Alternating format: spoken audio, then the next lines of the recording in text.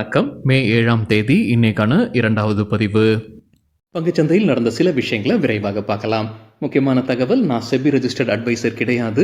நம்ம சேனல்ல இருந்து எப்போதுமே ஸ்டாக் ரெக்கமெண்டேஷன்ஸ் கிடையாது.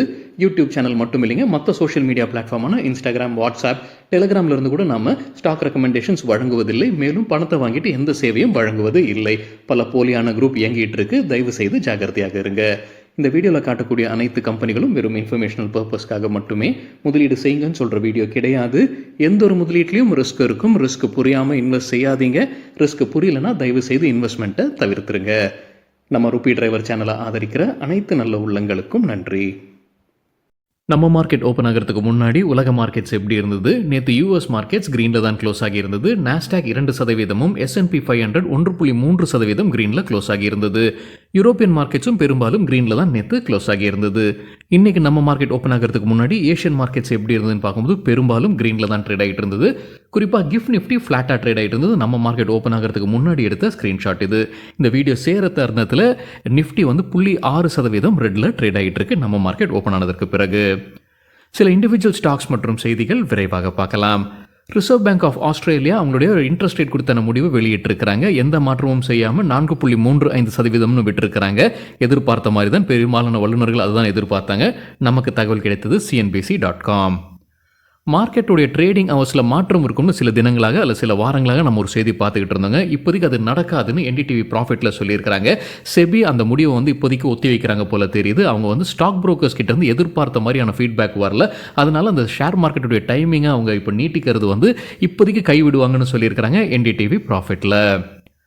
டாடா எலக்ட்ரானிக்ஸ் குறித்து பத்திரிகையிலேருந்து கிடைத்த ஒரு தகவல், அவங்க ஒரு பைலட் பேசிஸில் செமிகண்டக்டர் சிப்ஸை ஏற்றுமதி செய்ய துவங்கி இருக்கிறாங்க Bengaluru ஆலையிலேருந்து.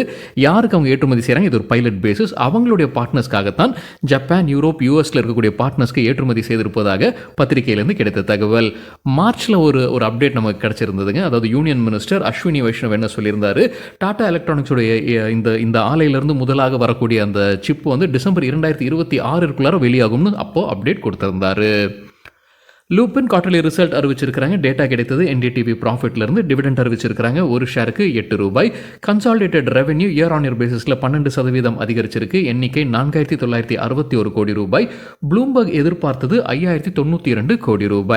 Net profit year on year 0.8% அதிகரிச்சிருக்கு. ₹439 கோடி. ப்ளூம்பர்க் எதிர்பார்த்தது ₹520 கோடி. குஜராத் கேஸ் குவார்டர்லி ரிசல்ட்டை அறிவிச்சிருக்கிறாங்க. டேட்டா கிடைத்தது NDTV ப்ராஃபிட்லேருந்து. கன்சாலிடேட்டட் ரெவென்யூ ₹4,134 கோடி. ப்ளூம்பர்க் எதிர்பார்த்தது ₹4,041 கோடி. இயர் ஆன் இயர் 5% அதிகரிச்சிருக்கு.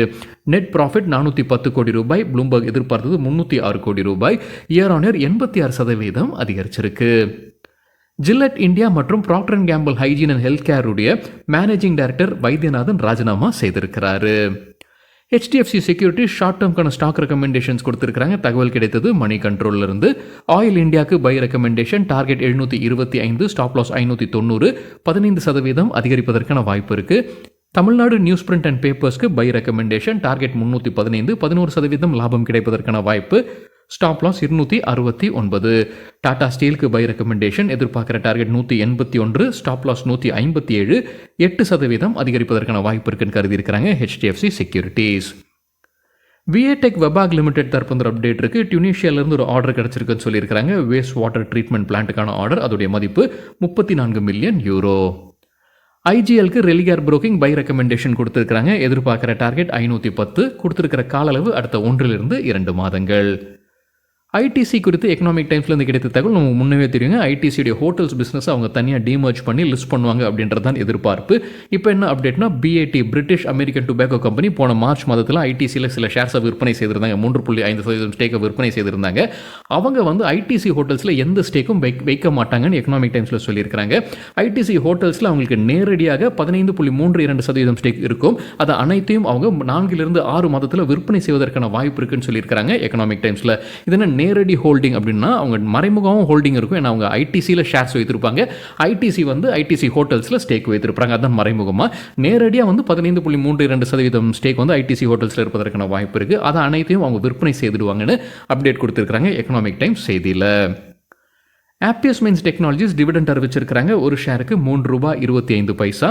அவங்களுடைய குவார்ட்டர்லி ரிசல்ட் பார்க்கும்போது டோட்டல் இன்கம் 44,250 லட்சம் ரூபாய்கள்.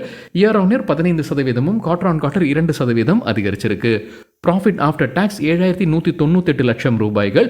Quarter on quarter 21%, year on year 25% அதிகரிச்சிருக்கு. அதானி டோட்டல் கேஸ் ஸ்டாக் எக்ஸ்சேஞ்சுக்கு விளக்கம் கொடுத்துருக்காங்க. ஸ்டாக் எக்ஸ்சேஞ்ச் தான் விளக்கம் கேட்டிருந்தாங்க பத்திரிகையில் வந்து ஒரு செய்தி குறித்து.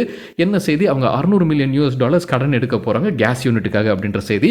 இப்போ என்ன பதில் கொடுத்துருக்காங்க அதானி டோட்டல் கேஸ்? அவங்க என்ன சொல்லியிருக்காங்க, இந்த தர்மா எல்என்ஜின்றது வந்து அவங்க கீழே வரல, அதனால் இந்த செய்தி குறித்து எந்த கமெண்ட்டும் கம்பெனியால் சொல்ல முடியாதுன்ற அப்டேட் வெளியிட்டிருக்கிறாங்க அதானி டோட்டல் கேஸ் லிமிடெட்.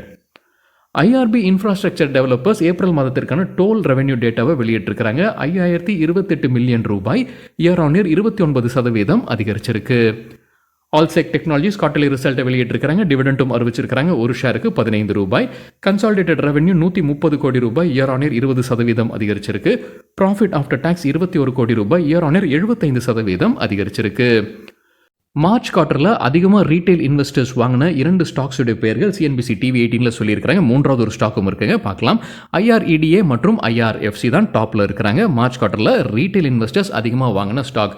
IRFCயில் 1,533 கோடி ரூபாய் மதிப்பிற்கான ஷேர்ஸை ரீட்டைல் இன்வெஸ்டர்ஸ் வாங்கியிருக்கிறாங்க. IREDAவில் 1,561 கோடி ரூபாய் மதிப்பிற்கான ஷேர்ஸை வாங்கியிருக்கிறாங்க.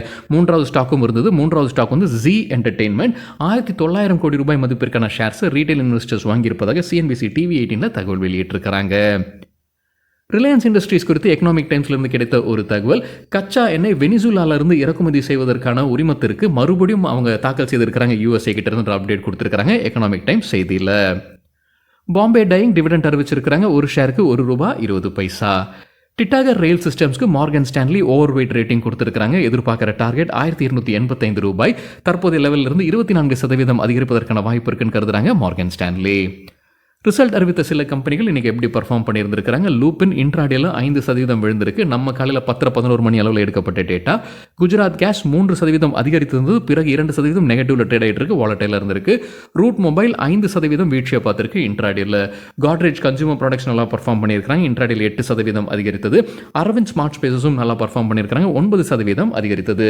மேரிகோ இன்ட்ராடேல 10% அதிகரித்தது.